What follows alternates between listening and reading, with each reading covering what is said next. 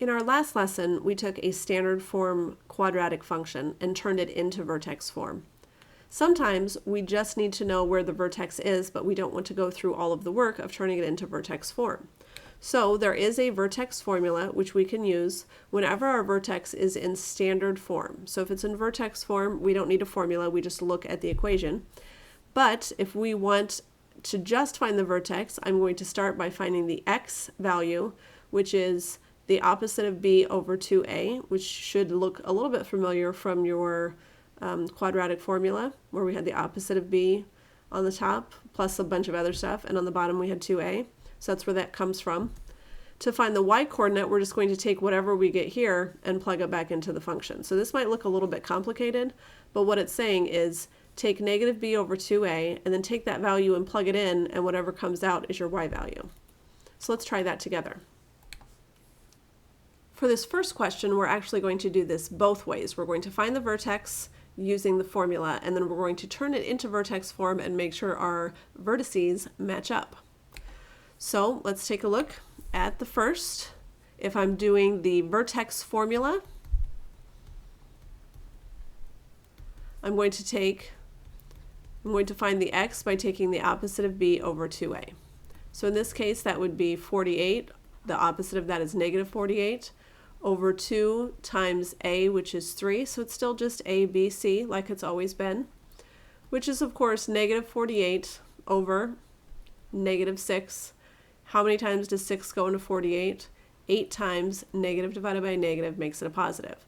So my vertex is at 8 comma something. I don't know the something yet because now I have to find f of 8. So I'm taking my value and plugging it in.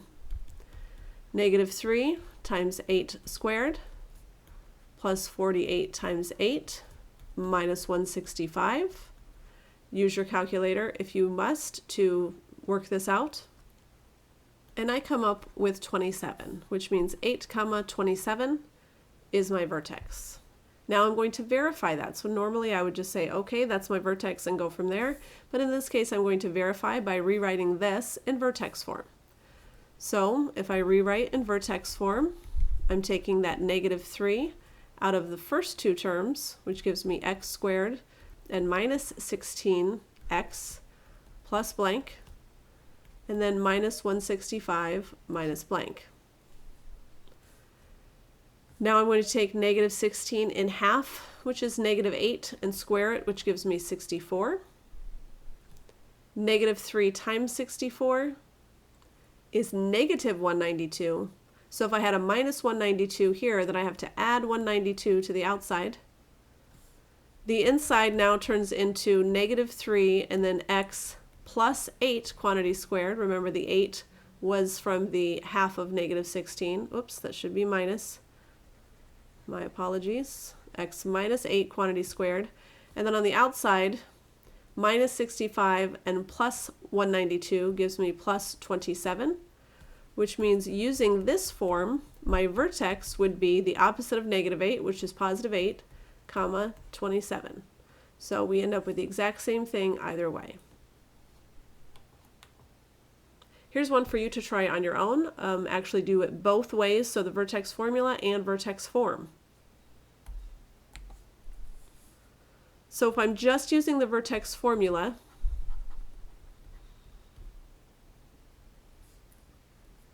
I'm going to take the opposite of b, so instead of negative 4, positive 4, over 2 times negative 1, which is 4 over negative 2, or negative 2. That's the x value. I'm going to plug in negative 2 to find the y value. And in plugging in negative 2, I found that y was negative 3. So negative 2, negative 3 is my vertex. Now let's look at vertex form. I would say f of x equals negative 1, because that would be the number in front of x squared. And then x squared plus 4x, because that would change both signs, plus blank, and then minus 7 minus blank. To find out what goes in the blank, I would take 4 divided by 2 and square it, which would of course give me 2 squared, which would give me 4. So that goes here. Negative 1 times 4 is negative 4, so I actually have to add 4 to the outside. That gives me negative 1, and then x plus 2, quantity squared. On the outside, negative 7 plus 4 is negative 3, so my vertex here would be the opposite of 2, which is negative 2, and negative 3. So I get the same thing both times.